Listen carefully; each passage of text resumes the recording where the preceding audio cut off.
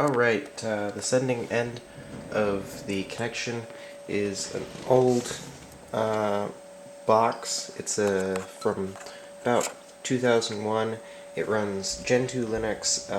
Hasn't been updated in several months, but it still runs great. What it does is this LCD, well, not an LCD, a 7-segment display is connected to the printer port on the back with all these wires, and the LEGO NXT, which is the receiving end, has a light sensor pointed at the display which blinks, which sends data to the NXT, and that displays it on the screen. The Gentoo box is programmed using Python. It just runs a simple loop, sends any data that is entered to it through standard in. The robot is programmed using NXC, which is it's not exactly C. That's its name. It's very similar to C syntax, but it's not quite.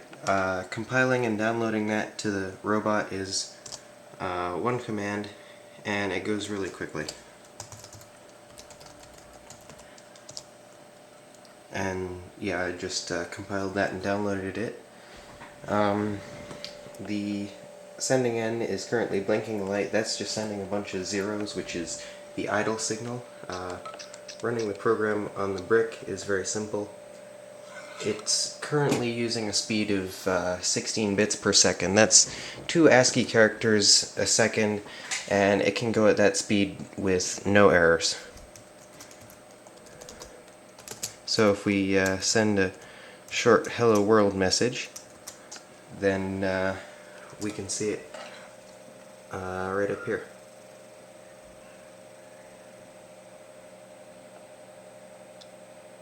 So it sends it relatively fast.